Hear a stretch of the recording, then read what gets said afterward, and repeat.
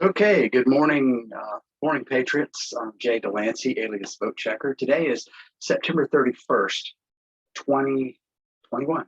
And well, here we are. I'm in our fashionable Raleigh offices, drinking out of one of my hard-earned mugs. I don't know if you can see it.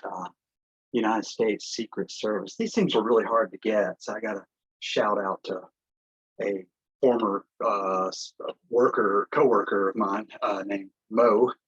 She knows who she is. She helped make this happen. We got to go into the Secret Service gift shop. Bear with me a moment here as I indulge. Little homage to what's his name? To this guy, Scott Adams. Yeah, this guy. You're in our office where a lot of the ideas get percolated. Great book. I recommend it. A lot of fun. Anyway, I'll have several books to recommend today as I figure out where to put this coffee cup so I can find it. We start with the proverb of the day. There's lots of proverbs to choose. I'm going to screen share before I forget to do that. So bear with me, as they say. Yeah. Do the word tomorrow. All right, it's kind of a weird quote when you look at it in the King James version. It's I'm looking at the 1599 Geneva Bible, and it's a strange quote. So I'm going to pull it up in the NIV also, but I just love it here. It says 31:8 Proverbs. By the way, today's the 31st. We're reading from Proverbs chapter 31. Coincidence? I think not. What I would recommend if you want any measure of wisdom, start right here. Proverbs 31. Read at least, if you can't do anything else, it's just one little chapter in a big book. So read that one little chapter and just ask the Lord to tell you how should I look at this, God? As I've said on other occasions, and that's weird to quote yourself, but Proverbs, you don't read Proverbs as much as it reads you. And it's kind of like reading, if you're a Harry Potter fan, the Sorting Hat. The hat, you don't read the hat reads you and puts you in the dorm or in the house you need to be in. Okay, enough of that secular stuff. It says Proverbs 31:8 in King James version. No kidding around. Open thy mouth, judge righteously, and judge the afflicted and the poor. What? Okay, he's talking to kings. But it says he's talking to kings, and he earlier in the chapter tells them don't get drunk. Kings don't get drunk. Kings stay sober because you got some serious work to do. And he says, speak up for those who cannot speak for themselves, for the rights of all who are destitute. So don't forget, in all your hubbub in politics, it is no joke that contrary to what some do in politics, where they talk a good game, but at the end of the day, they really are hypocrites, and they really don't care about the poor. But they talk a good game. They make a lot of money on the poor, and that's always cool. Hey, I make a lot of money talking about the poor. As I won't talk about a certain congressional scam artist who wore a $30,000 dress talking about the poor on that dress. I thought, okay, right. All right. So given this whole scholarly setting today, this is actually my office. I'm either read or very familiar with most of these books. There's a couple of them that I bought that are aspirational, but most of them, they're good books. And what I wanted to do was go over some things from some of these books. It's very important you understand where we're at, because in order to understand what's going on right now and what's going on at the county level and what you need to do as a result of it. Before I do that, I want to interrupt myself with a thought. We're getting reports back from lawmakers in North Carolina saying they're not really hearing a lot of people asking about election audits, about finding out what happened in 2020. They're saying, we're just not getting a lot of complaints on that. And that I find disturbing and somewhat unbelievable. But these people, for whatever reason, that's their latest story, is they're not hearing from enough of their constituents. So I'm like, key. Let's see if we can fix that. Let's see if we can maybe call them up, talk to them about it. If you care about moving forward with honest elections, we have to know what happened in 2020, because something happened. We don't know what. We do know that despite a red wave election, just like in 2016, a couple of key races in North Carolina continued to be won by the Democrats, who, by the way, control the electoral boards and the electoral agency, even when there's a Republican governor, a governor like McCrory, who identifies as Republican, and yet, the people he appointed to that board were two of the biggest backstabbers we've seen in modern politics in North Carolina. It educated me more about how despicable rhinos are than anything I've seen in the last 5-10 years. And we've been doing this since 2011, never realizing that just because someone has an R behind the name doesn't mean they're in favor of honest elections. And that was people go, oh, the Democrats are cheating. Well, okay, suppose they are. I suppose they are. But does that mean Republicans are not cheating? Does that mean all the cheating is limited to Democrats? And what about Republicans? I divide both parties into two groups, the leaders and the led, or the sheep and the wolves. Unfortunately, the wolves have taken over the Republican Party. I think we all know they took over the Democrat Party long ago. And they're on the verge of they probably have taken over the Republican Party, but this is a fight worth having to get them to clean up the electoral process. And they want to clean it up without looking. So you get their clowns running around saying, hey, 2020 was perfect in North Carolina. There was no fraud because I was there. And if you think I'm just making fun of the party chairman, Michael Watley, whose birthday is today, by the way, the 31st of September. If you think I'm just making fun of Michael, I'm not. I'm making fun of board members too. I'm making fun of precinct workers who claim that there is no fraud because they're on duty. And if there was any fraud there, they would see it. You know who you are, guys. You know who you are. You're embarrassing. You're an apologist for a system that needs oversight. And you're trying to assure people there's nothing to look at here. Move along, nothing to see. That's embarrassing. We're not taking it. We're not believing it. And if you agree with me on that, call your state rep, your state rep, not your congressional person, your swamp creature in Washington. Call the ones in Raleigh. Call them at home. If they're your rep, call them at home. Go meet them for coffee. Bring some friends and talk to them about this. Do not let them buffalo you. Yeah, kept this PG. Don't let them con you into believing that no, nothing to see here. Really? How come you won't look? How come you don't even want to see?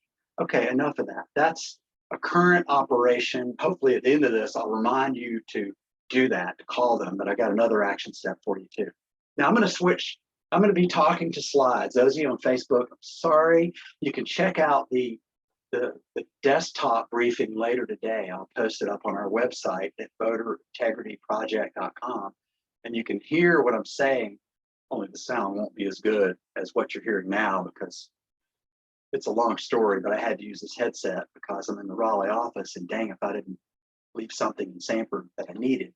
So here we go. I got this really cool looking headset on, right? Okay, whatever. All right. One more thing about this book. People go, God, you're sharp, smart. No, it is true. I have 2 master's degrees, and I've been doing this for 11 years. But my dad, may he rest in peace, my dad, Norman, he always, whenever his kids, me included, would smart off at him, he'd quote his dad and say, if you're so smart, why ain't you rich? And yeah, okay.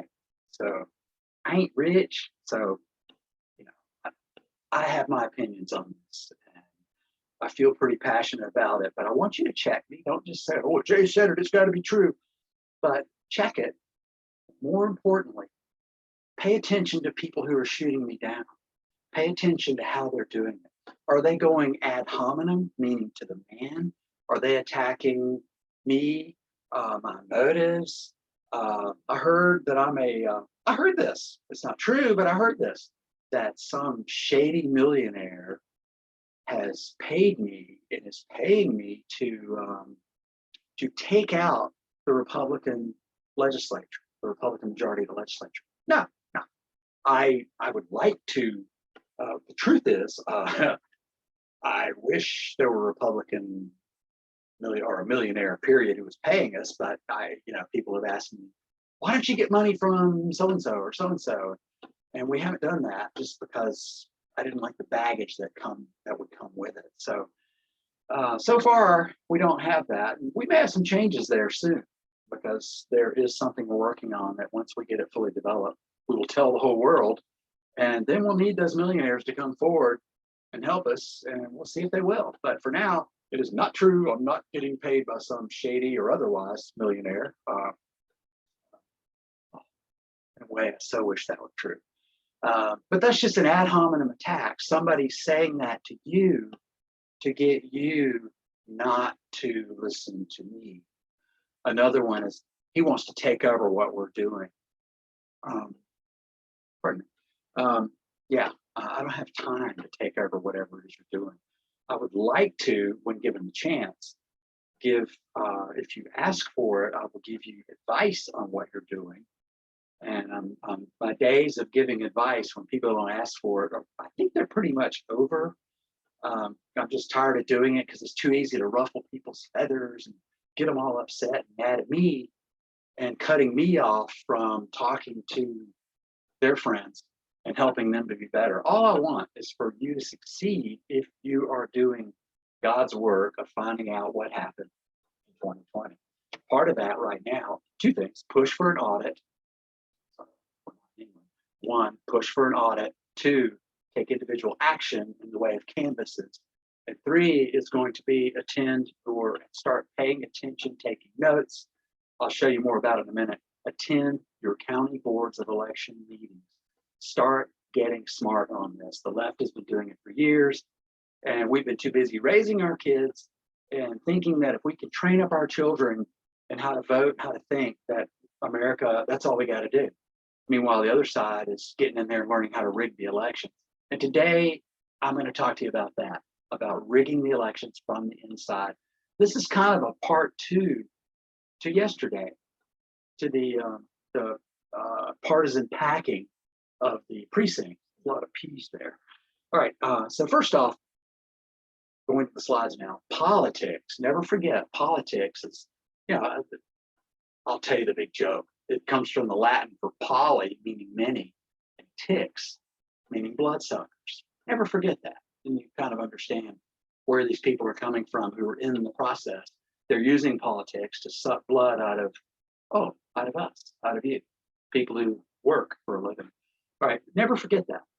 Now, Clausewitz, Carl von Clausewitz, let's see if I have his book on the shelf here. I'm embarrassed. No, I don't. That's at home. But anyway, Clausewitz wrote a book called On War. Actually, he died first, and then his heirs wrote the book because they were destitute. He was a good general, a great general, but and he took a lot of notes, but he never sat down to write the book, because it's hard to write a book when you're in the middle of a war. You're fighting. So it's kind of tough. People ask me, why don't you have a book? And I go, well, it's kind of hard to write a book when you're getting shot at. So Clausewitz said, war is nothing but a continuation of politics with the admixture of other means. What do you expect? I was like 18th century. So of course he's going to talk that way. With the admixture, and he might have been 19th century. Don't blow me up for getting that fact wrong. His only book is called On War. It's a thick one, but a good one to have. That's one of the few war strategy books you need. I could recommend some others, but not today. I'm going to throw a lot of books at you. All right. In short, politics is war by other means. Think about that. If we do this right, we will avoid war. That's all. That's what I'd like to do. That's my goal. Someone said, how would you feel if America had a civil war? I said, I'd feel like I failed. I feel like everything I've worked for the last 11 years was a failure. I would like to avoid that. And the way we do that is by paying attention to the politics and working back to make sure everybody, including the poor, has their rights and has their rights spoken for and represented. Right now in America, our problem is that there's in my view, that there's an elite group that has so much of the wealth that the rest of us are scrabbling by. And now we're getting fooled into thinking $15 an hour is a lot of money because of inflation.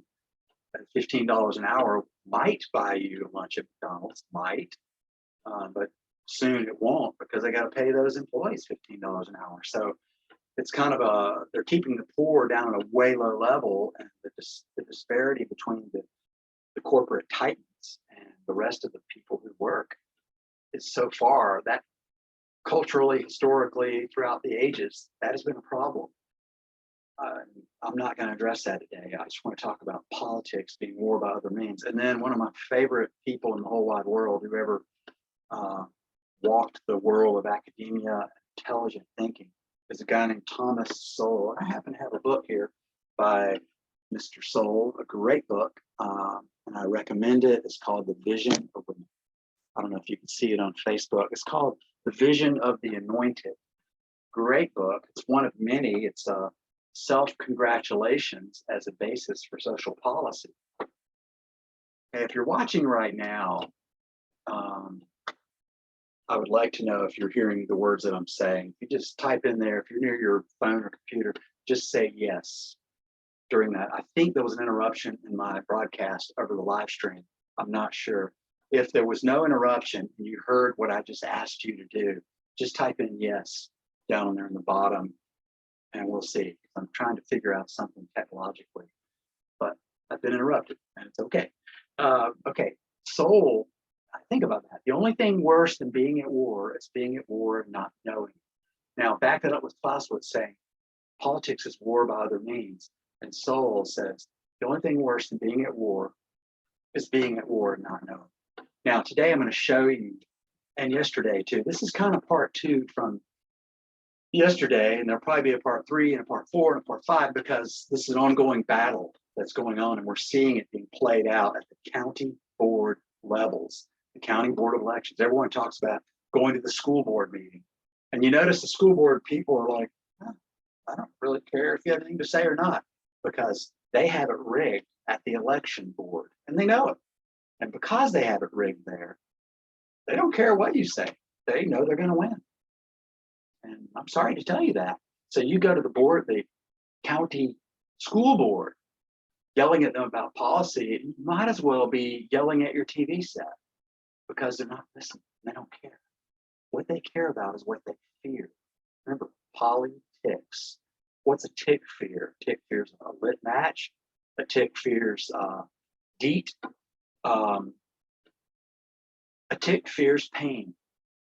Politicians, just like ticks, fear pain. So you have to figure out ways to inflict the pain. Now, I don't mean physically, but I mean make them realize there's a price they're paying. Now, at the state house level, I would say start asking around, looking for who's going to run, and start putting money together, an exploratory committee or a draft committee for people in your county to run on the issues that matter to you. And what matter to me, number 1, is election integrity. Number 2 is critical race theory being taught in government schools. It's insanity. And number 3, actually, in no particular order, these are all 3. It's the mandatory jabbing of our children against their own will, just because somebody makes them, which is, but enough about California. It's not just California anymore, it's everywhere. And we got to fight that. The only way you're going to fight these things are politically, because otherwise people get killed and it's not fun. And I've been blessed. I didn't have to go to war. I had friends who did, and I sadly have to say I oversaw training of people who were going into war. A lot of them weren't happy about it, but they did what they had to do. We all did. War is no fun. We're at war now, but it's a ballot war, not a bullet war. We'd like to keep it at the ballot level. So this is why you need to get involved with this. Pull your sleeves up. Those of you who are just waking up to this terrible nightmare I've been having for 11 years, actually longer than that, but we started the organization in 2011. Those of you who are waking up now, just get a sense of where you're at. Remember, don't shoot the messenger and evaluate everyone for what they say and what they do, not just what they say. Because sometimes, well, the coin of the realm is people's words in politics, but their actions are what you need to be watching, because they can commit a hideous vote and then come and talk you out of being mad at them about it. You got to decide, is this a hill to die on? Not everything that our politicians do is a hill to die on. Getting to the bottom of 2020 is, because if we don't, then our elections, we're going to have a problem believing anything they say about our elections moving forward. And that's a problem for our entire way of life. Okay, I'm going to change gears a little bit and switch to, sorry, those of you not looking at the slides, I'm going to show you on Facebook what it is. But on the slides, it shows her face. I hope you can see this on Facebook. It's a book called Why Elections Fail. It's written by a scholar. I don't know how to take her seriously. Very smart lady, but her name is Pippa, P-I-P-P-A. If you've been to any of my boot camps, you know I make fun of her a little bit, but she's a smart lass. I really do. I don't agree with everything she does. I think some of it is kind of it's too subjective. It's not real good social science research, but it is social science research, and it does need to be considered and evaluated. She's a big dog. No, I shouldn't say that. A big shot at Harvard and at that other totalitarian institution in Australia called University of Sydney. So yeah, enough about Australia. But anyway, she's very teaches at both of them. She's a big shot at both of them, and she is a proponent of election integrity. I'm looking around. I had some other books here, but I think they made it. I think they accidentally. Oops. Oh, come on. Okay, what's happened here? Doggone it. Okay. I think oh, they're at my Sanford location, and I accidentally hit it, created all kinds of problems. All right, this book, Why Elections Fail, what I particularly fail. If you look at our desktop later, look at the desktop briefing, you'll see it on page 12 of this particular book. By the way, I don't recommend you buy this book. It's not that good, but scholars all think it's great, and there's part of it. I'm just moving it around for you to get a sense of it because I can't see what you're looking at on Facebook. What you should be seeing is a circle with a bunch of squares in it. And so I'm backing up now where I'm not sure you can see it. This is part of our technology problems. And if you don't like my technology challenges, rather than criticize it, you might help me. We're praying for that 14-year-old to come in who can take pity on our souls and help us advance the technology. So if you know that kid living in the Sanford area, let me know.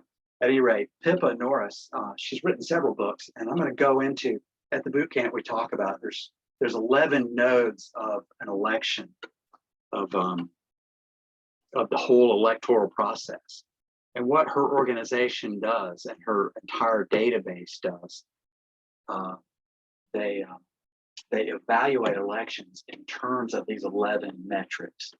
I'm not sure overall, there's something I don't understand about it, so I don't want to criticize it, but I will give you a critical review of it.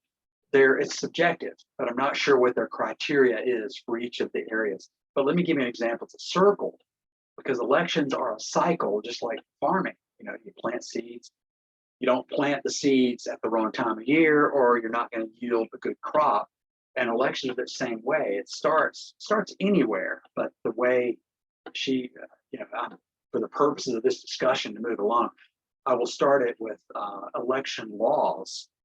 And then from election laws, you get the electoral procedures, because the legislature or the governing body sets the laws. Then the election entity sets procedures. Then there's a question of boundaries. That's like like jurisdiction, gerrymandering, redistricting, whatever you call it. Then there's voter registration, party candidate registration, campaign media, campaign finance. Then there's the voter process, the vote count, the results, and then something up near the top, about 11 o'clock position called EMBs, which stands for Electoral Management Boards. And this is an international template she uses to look at all countries. It's kind of screwy because on the academic thread lines they had just a big chat board on it. At one point, somebody noted there was some wonky stuff. I first heard about this when some guy from Chapel Hill wrote an article citing this work to say that North Carolina, our electoral process and their template was equivalent to Cuba. And that's ridiculous, but that's what the guy said. He was mad about HB2. It was back years ago. He's mad about the bathroom bill in North Carolina. So he wrote that. And I saw that headline everywhere. Who is this person? I started looking at the Electoral Integrity Project and realized there's something to this and it's worth looking at. So it's very important for you to understand that there's 11 aspects of voting that in their season are all critical. Like right now, we're not at candidate filing period. However, if you look at the flow chart, you know it's coming. So this is why I would like you to consider running, to look at that. Don't wait until the filing period to go, hey, I think I'll run. You're way behind the curve if you do that. If you think you're going to run, you can start doing it now. Start getting smart on what good campaigns are about. You need to read books, talk to people who know what they're doing. You may have to hire a consultant, but don't do that right away because they'll just take your money. The consulting class is part of the problem, but never mind, for another day. All right, so the EMBs is what I want to focus on today, the electoral management boards. In particular, we're going to look at these three top areas, the EMBs, the election laws, and the electoral procedures. All those three things tie together. Now, procedures, people don't pay attention to that, but procedures are everything because you can have the best laws on the books, but if the employees working at the polls are not following the laws, then it's wild, wild west. And we've seen this happen. I've documented it. I showed some clips at our boot camp. I might keep plugging the boot camp because we have none on schedule. We're looking at doing one after the new year, probably, maybe before then, but probably after the new year instead. I'm not sure. We're still thinking that through. It'll be observer training, and it'll be different than what the party teaches you. It'll be different than what Democracy NC teaches. It'll be different than what the Democrat Party teaches. It'll be different than what the Republican Party teaches. Because our mindset is we're watching people who are counting the votes, and we want to make sure that there are procedures, that they're following the procedures, because a lot of them don't. And then part of what they do is suppress you as an observer and throw you over in the corner where you can't hear anything. That's a foul. We're going to deal with that later. Okay, the electoral management boards is what I'm on about right now. This is everything. Okay, this is so important because that's what's going on right now. It's being rigged at the electoral management board level. And let's see if I can find the article. They make reference to yesterday's podcast, Thursday or the 30th of September. You'll have a sense of what I'm talking about. So rather than repeat everything I said yesterday, I'm going to fast forward and I'm going to talk about Wayne Schaefer. And if you don't know who Wayne is, it's because you weren't watching yesterday's show. It's okay. It's all right. Most people are, kind of waking up going, what? Got a podcast? What? So I get it. That's cool. But Wayne, he filed a document yesterday, or not, the day before, that was kind of a protest. I'm not sure what to call it, a protest, a complaint. We're not sure how the state board is going to process it. But he filed something formally in writing that made me check back with some other people to see how the game is being played. And this is complicated. But the story on Bladen Online talks about it, that Wayne, before he filed his complaint, he was at the September, I guess it was the 14th, it might have been the 15th, County Board of Elections meeting in Bladen County.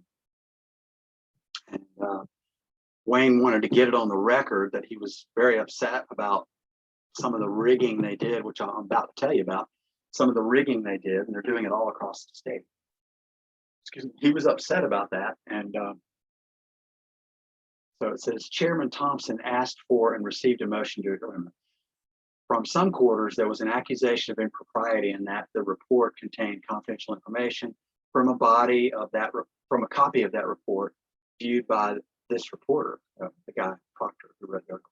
However, there were no indications that the paper was meant to be a confidential or classified nature. Chairman Thompson asked for and received a motion to adjourn, but Schaefer requested a moment to rebut the accusatory statements made earlier by board member Patsy Shepard. Ms. Thompson said there was a motion to adjourn already on the floor and the meeting was about to adjourn. With a final bang of the gavel and over Mr. Schaefer's objections, the meeting did indeed adjourn at 5:52. That was a county board of elections meeting. Wayne Schaefer, he's been at this long enough to understand what's going on. People have asked him, why don't you run for office? He said, because I'm doing what I got to do right here. He's doing what God needs him to do right here. Wayne is watching the process to make sure the rigs are not being ruled. Make sure the rules are not being rigged. And unfortunately, they are being rigged. And he lost the battle, but he hadn't lost the war. So he's filed a document. And then last night, I was following up on something in Foresight. And I'm seeing a pattern here. And here is the pattern. It's kind of complicated, but see if you can get this. Okay, what they're doing, see, they know that procedures are everything. And they know that they have certain precincts where they know the dirty deals happen. So if you're working in elections and you're someone who likes truth and maybe you're registered with an R behind your name and you actually believe that stuff about America and freedom and all that stuff, you're a problem to them. See, these are cultural Marxists who run our electoral process. You are a problem if you love your country and think the goal is to be fair. See, you're thinking about fairness. They're thinking about war. Thomas Sowell, remember that? The only thing worse than being at war is being at war and not. They're at war and you don't know it because you're trying to be fair. I see this on board members all the time. They become apologists for the electoral administration board, for the electoral agency, instead of representing the interests of their party in a dogfight. Let me get partisan on this. The Republican board members, traditionally, it only takes one. You got two of them on there, it only takes one.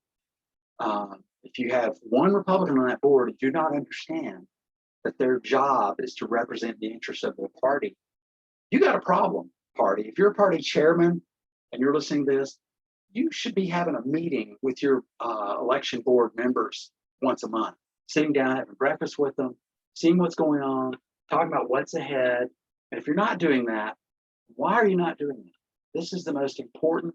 You know, they talk about, well, I gotta go out and get voters. You got to make sure, you got to use your job and statutory authority as a party chair and as a board member.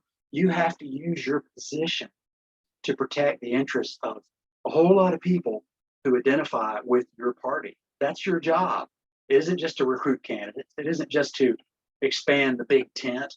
It's to protect the interests. Make sure that the cultural Marxists are not taking away everything you have in the big tent through the back door. And that's what's going on right now on these boards. Because the procedures, I'm not kidding you, procedures like not checking IDs.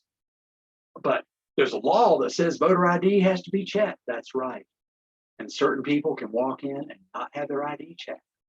Others can walk in, as happened to me once, in one of my not so proudest moments. I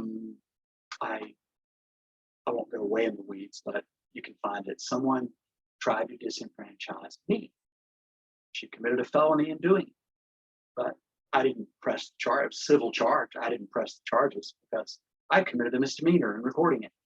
I recorded it with my camera on my phone. Had I recorded it with my audio, I would have not committed a crime and I'd have been okay. But I committed it on camera, and therefore I could probably be harassed and prosecuted for doing that. And so we struck a deal. I said, "You want to prosecute her?" I said, "If you will forgive me for having had my phone on in there, then I'll let it go." That was it. There was no further litigation action against either of us. Hopefully that'll stick. Hopefully I'm not saying something now that someone will go, "Oh, you did that," but maybe not. statute of limitations worn out. It was not a felony what I did. What she did was a felony, and there is no statute of limitations on felonies. Just saying. Okay, my point is, she was an election employee who, she was breaking the law. She was misleading me about what ballots I had access to as an unaffiliated voter. I was a registered, I still am, a registered unaffiliated voter, and this woman was deliberately trying to con me out of taking a Republican ballot. And it took me 2 minutes to get her to finally admit, oh yeah, oh yeah, you can have that, yeah. And she acted like, oh yeah, oh, I forgot. But she'd already done that earlier in the day and had already been disciplined on it. That was a procedure. And she thought I was, by the way, she was 15 feet or 30 feet from the front door of the Wake County Board of Elections headquarters. She was at their flagship early voting location, one of their star employees who'd been there for years. And she was disenfranchising me right there, right outside of Gary Sims's office. I mean, imagine that. So I could get way too far in the weeds. The point is, procedures matter, because really that's all we've got. There's voter ID law is only worth the paper it's written on if someone is there to make sure it's enforced. Think about it. If nobody cares at certain precincts, nobody cares. We got a report, a credible report in Chapel Hill, an Orange County area. I don't know if it was in Chapel Hill, but it was in Orange County, where the employee did not check the voter's ID, and then she insisted on them. This is back when it was required in the primary of 2016. Said, you got to see it. You got to look at my ID. She goes, oh, okay. And then she didn't look at it. And they were just yucking it up and laughing. There were Republicans in that precinct too. And they were yucking it up and laughing about having the ID. So just because they have an R behind their name doesn't mean they're on your side. Some of them are, they put an R behind their name out of convenience. Convenience marriages, you've heard of that. You know, cover, someone who's doing something sinful and they have a convenience marriage. Well, now you've got convenience party identification, people who would lie about other things. So be skeptical. You know, we have to function, but be skeptical and realize that just because you think they're your friend, because you're treating them like you want to be treated, you know, you're following the golden rule, they might not be. That's why Jesus said, be wise as serpent, innocent as doves. So, yeah, you still have to be wise, even though, because sometimes you're being played, your innocence is being played against you. So I digress. The procedures are the key to everything.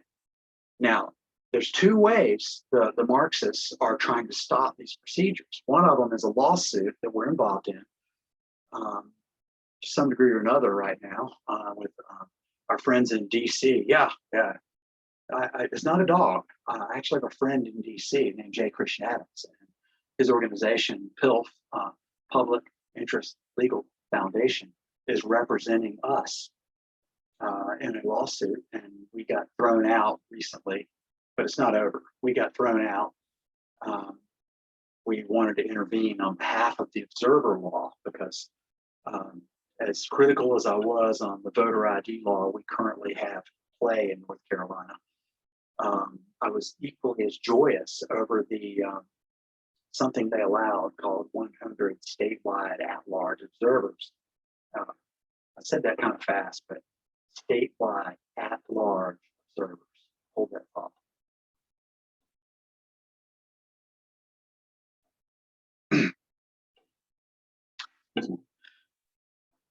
Okay, the reason that's important is because an at-large can go to any precinct, and normally they have to be from the county. The problem with that is there's certain counties where you cannot recruit enough people who are brave to go do this kind of thing on behalf of the Republican Party. Let's just call it where Republicans are the minority, the extreme minority, especially when they're racial minorities. That's a real problem. But also in places like Durham County and Robinson County. Okay, and I'll say it, Halifax County.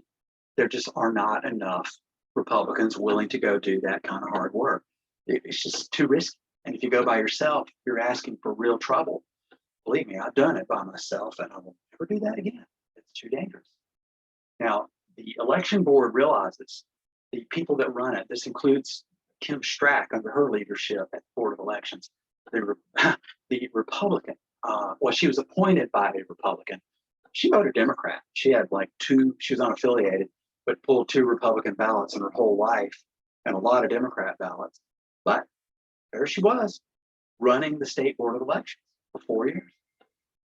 And the Democrats squeezed the life out of her, and then they got rid of her. But the Rhinos are very happy with what she did, so they rewarded her with a pay raise and a job working over in the University Search Committee for the University of North Carolina, getting $150,000 a year. That was a pay raise.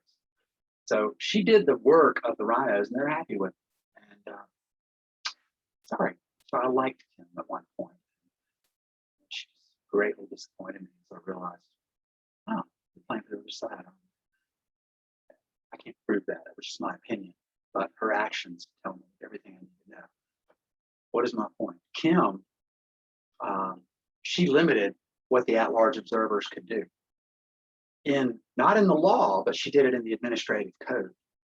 And then Karen Prissy Bell, her successor, tried to limit it even further.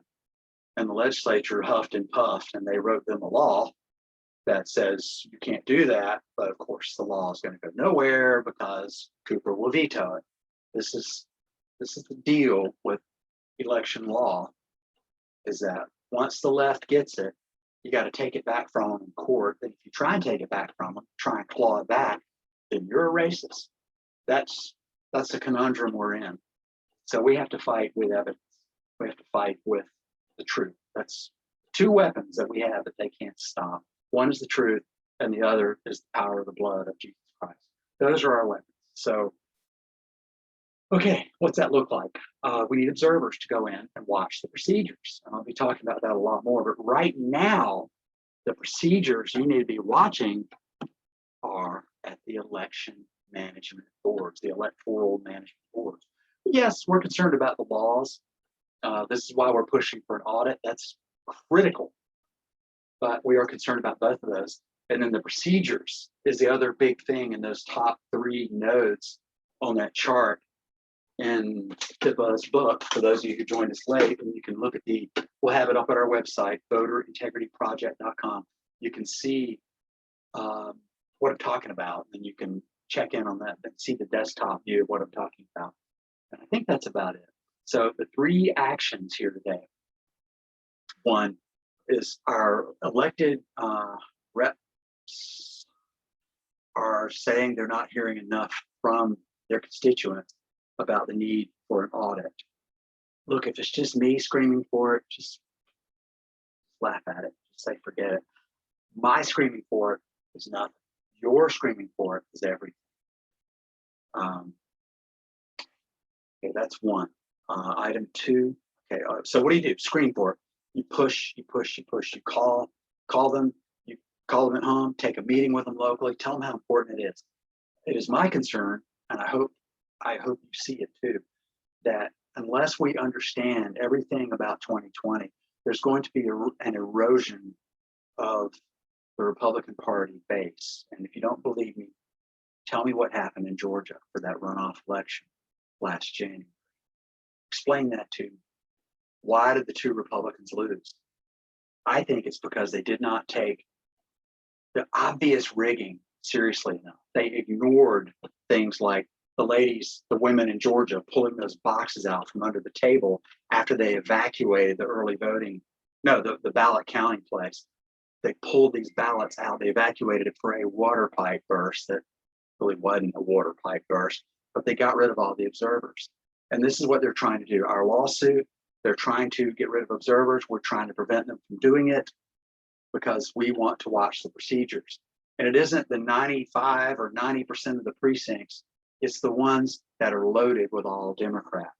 And Wayne, I'm not going to quit now because I've ran over how they did it. It's very complicated, and I'm dreading it because I don't have any pictures that describe it. But each precinct is supposed to have 3 judges. One of the judges is from the governor. I'm paraphrasing state law. So forgive me if I don't get it exactly right, but I'm gonna give you the general picture. There's supposed to be 3. There's 2 from the governor's party. The law says there cannot be 3 of the same party. That's against the law. But the wording on that's very careful. It doesn't say 1 from the Republican, 1 from the Democrat, plus 1 from the governor. That's what it could say. But no, it doesn't say that. It says not of the same party as the governor, not of the same party. So an unaffiliated is not considered a party. So what we caught them doing in Forsyth County, the director over there, okay, conducting an experiment again. If you can hear me right now, say yes 2. That means yes the second time I heard you.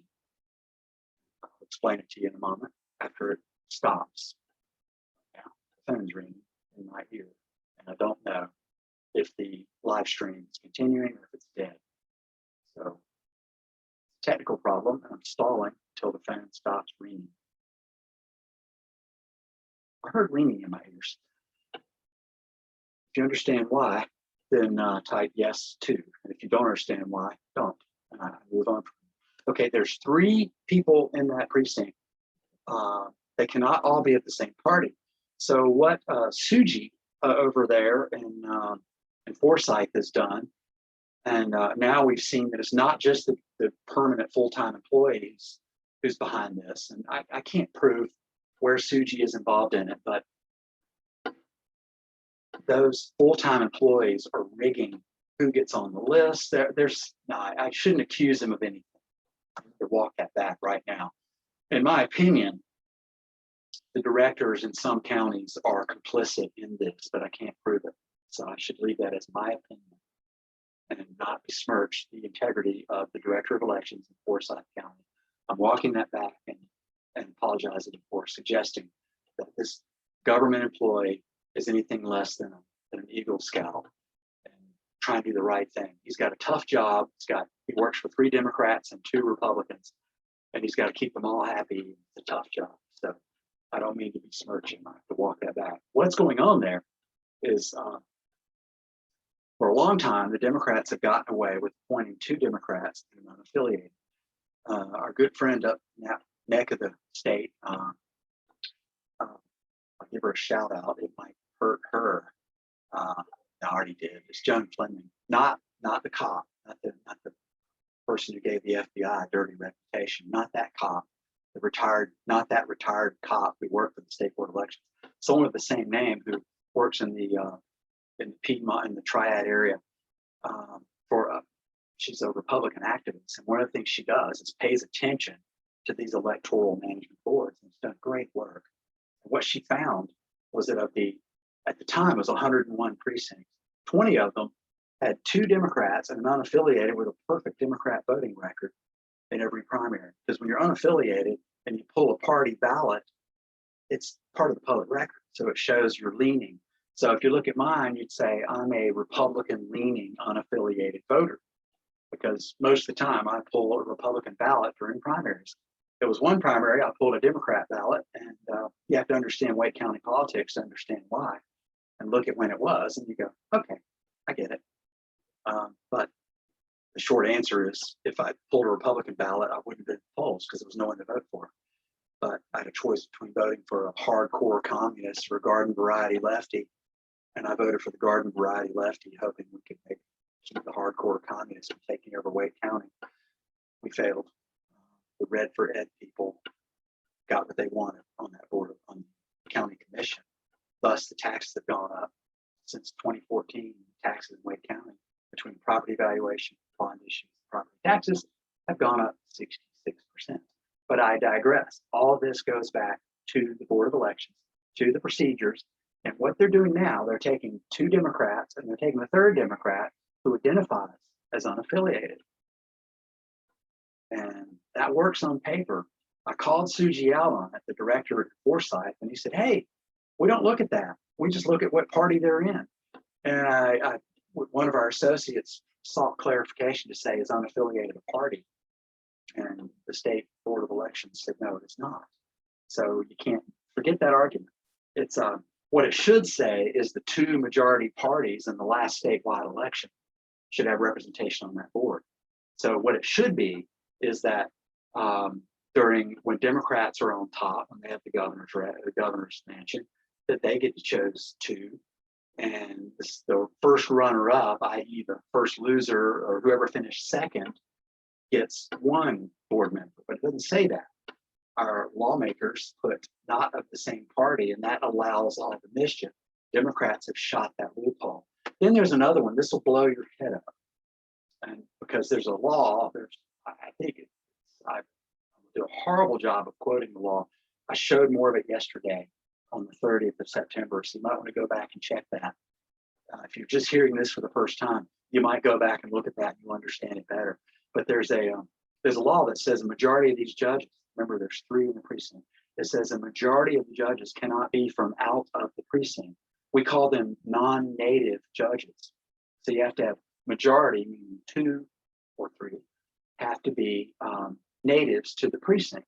Now the problem with that is that there's some precincts in even Wake County, Southeast Wake County, they're predominantly Black, they're like predominantly Democrat, and Republicans, what few Black Republicans are in those areas are afraid to stick their neck out and identify as Republican. They might go unaffiliated, or even they're afraid of going in the polls and representing the Republican interest because of the peer pressure. And it's real. It's as real as what the Klan did to Black people.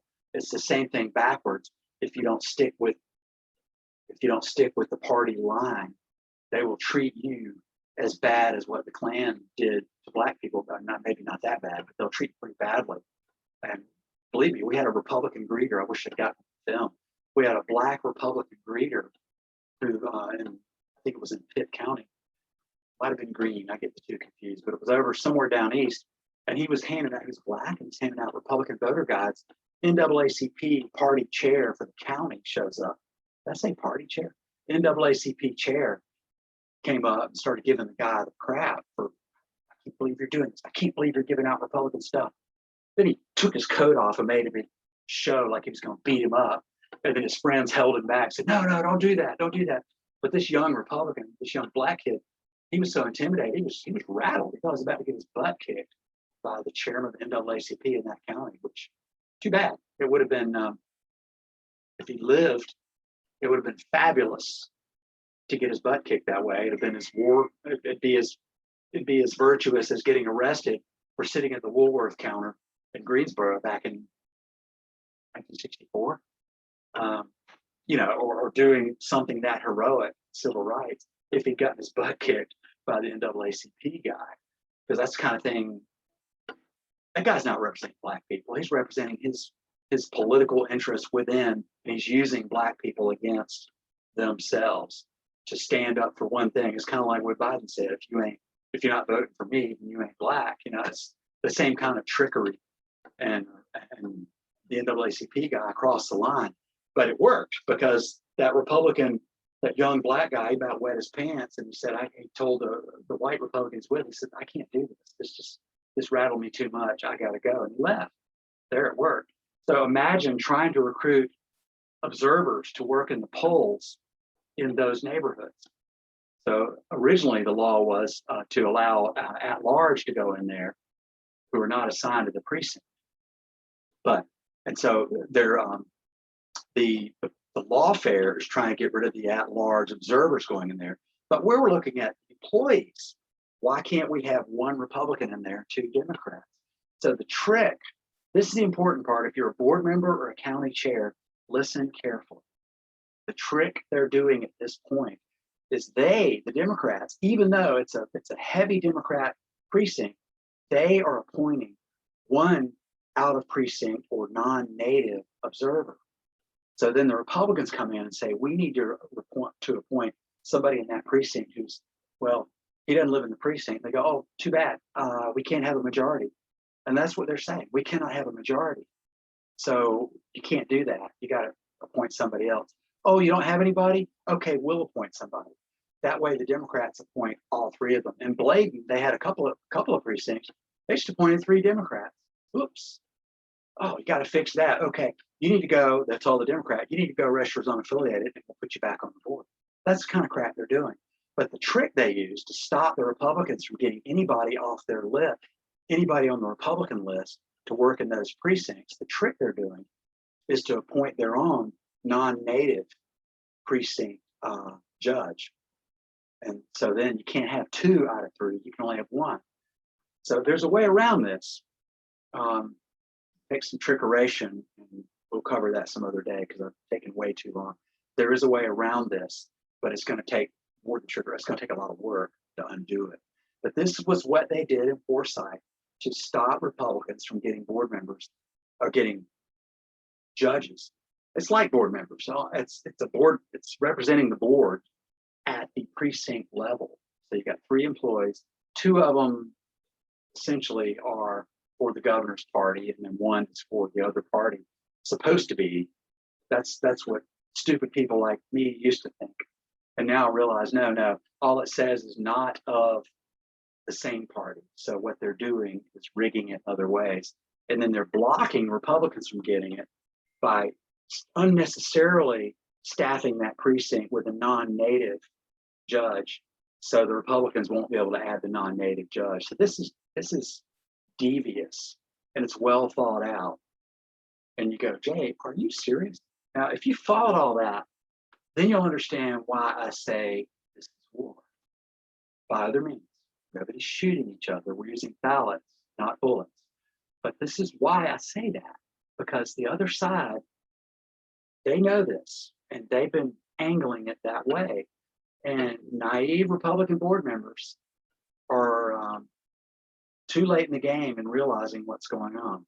Now, if you check back yesterday's report, Wayne Schaefer in Bladen County figured it out, and he tried to protest it right away, and he got gavelled out, so he filed a protest with the state board of elections. We'll let you know how that goes. But for now, what are the takeaways? Go to your board meetings, watch them, watch every board meeting, record them, even film it. Perfectly legal. Need to have a record of what they're doing. There's a friend we have in Haywood County who he does an audio recording of all of them. He puts them up on his website.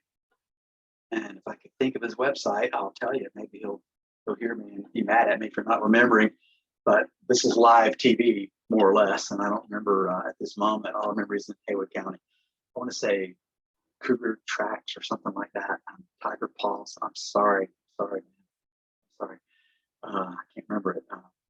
And he was one of the Haywood Five. He was some guy who ticked off Republicans for being critical of Republicans, so they kicked him out of the party for disloyalty, which is what would have happened to me if I didn't party, because I dare call out Republicans. Today I'm calling out Democrats, but if you follow me any length of time, you'll find out I've got more than enough knives in my back that were put there by Republicans, and because I go after them, I speak the truth when Republicans do dirty, underhanded things too. So, okay. Talks on both your houses if you're going to be that way. But that digression is that the individual, his name escapes me.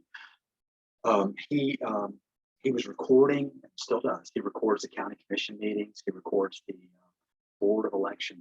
And even ask questions. You need to get smart on that. And I'm going to close with just one final point about that. The definition of insanity is doing the same thing over and over again, expecting different results. I'm asking you to go out and canvass. I'm asking you to go to Telegram, go to Canvas. I'm asking you to go to board meetings, watch these board meetings. These are things you've never done before. Some of you are going to have the aptitude to do it. Some of you are not. But if it's between you and God, do you want me to do this? That's a legitimate question. But you got to ask. You got to just know in your heart whether you should do it or not. Go to these meetings. Get smart. Go to them. Change your schedule. Make this a priority. You need to take action that might make you uncomfortable. You're not breaking the law. It's just someone might yell at you. Being a judge, being an observer, someone will yell at you. Ew, it's icky. You're icky. I've been basically called that for trying to help certain people do a better job at certain things in this current day. But the because they don't like the icky way I communicated in a boorish way. You're trying to take over what we're doing. It's a lot like Trump. It's like, I just can't vote for Trump because his tweets are so mean. Okay. So what you're saying is that the ad hominem is more important than the reason. You're saying that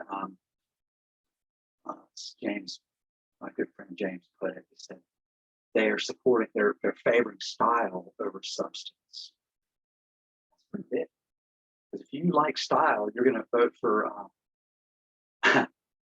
So I want to turn to my bookshelf and pull a book out and talk about Gorgias, the rhetorician named Gorgias from ancient Greece. He just talked in poetry, and it was very persuasive. If the glove don't fit, you must quit. He was just a very artful speaker, and that's persuasive to some people. Don't fall for that. Actions. Speaking of actions, you need to take individual action. Take yourself outside of your comfort range. Take a meeting with your state lawmakers and say, I want action on this. I want you to audit. I want to know what happened in 2020. Don't give me these excuses. If you want to look for excuses, and some of the common excuses they'll give you, go to our website, voterintegrityproject.com. Oh, and the graphic is, go to the news feed and just scroll down till you see don't worry, be happy. It's a graphic. It's just a real 60s diagram, and it overcomes the deniers. That's it. Search on the word deniers, and you'll see some of the common excuses that the rhino establishment is giving you. We're not even talking about Democrats here. We're talking about the rhinos who are doing this, because it's their base who's asking for an accounting of what happened. And strangely enough, the Republicans don't want to know. They're like the see no evil, hear no evil, say no evil monkey. So what are they doing? Just covering their eyes. And now they're saying, we're not hearing from you. We're not hearing from you. La, la, la, la, I can't hear you. So call them, put some pressure on them, keep at it, and they'll get it. It's not the first call. It's not the second. It might be the third, might be the fourth, might be the meeting you take with them. Go take a meeting, have coffee, and bring some of your friends, especially any of your rich friends who gave money to that campaign. Bring them to the coffee, bring them to the breakfast. Do not let them get away with a con job telling you 2020 was great. Don't let them do it. We need to know. They don't know that. They're just whistling past the graveyard because it worked out for them. So push for the audit, number one. Go to your board meetings, number two. And three is be the change agent. Be the, get outside of your own fear, your own uncomfort. Remember, history is made by individuals. It's not movements, things over there. It's people taking individual agency, individual action. And when we go one, you know how it is. You start doing this and you will see people follow you. And that scares the crap out of these bloodsuckers we call politicians. Now, not all of them are bloodsuckers, but it's the 97% that give the rest of them such a bad name. Little math problem. Step outside your comfort area and do this. Change your way of life. If you don't, I got to give a shout out to Dr. Red Pill. We're going to start doing a recurring breakfast together, and once we get our technology straight, I'll be interviewing him on camera. But Dr. I think he wants to go by Dr. Red, but his site is Dr. Red Pill, maybe. I think he should be. Call me. I'm Dr. Red Pill. Call me Dr. Pill or call me Red. But anyway, I had breakfast with him today, and Dr. Red Pill said, okay, I got to remember now. Thinking of this, and I was going to close with it, and now I'm going, what? Okay. You can either step outside your comfort zone now willingly, or you will get dragged into an uncomfortable state against your will eventually. In other words, either you bring some discomfort on yourself, or others will bring discomfort on you at a time of their choosing. Or as Mark Keith Robinson says, our dazzling lieutenant governor says, if you do politics, or politics will do you. And that's really what he's saying. Either you You make yourself uncomfortable, do things that are courageous and difficult to do now, or someone else is going to do something against you that is way beyond their character. So get out there, be bold, go to your election board meetings, and push for the audit.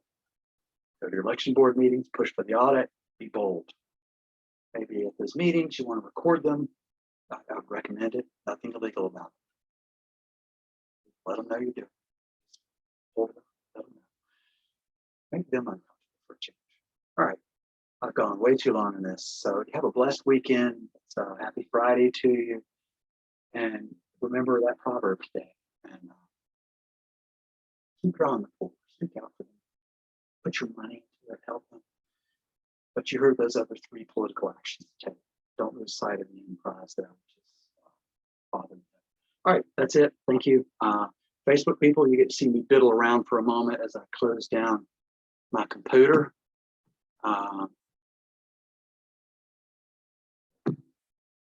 Those on the computer are with my desktop region. You can see later. Goodbye.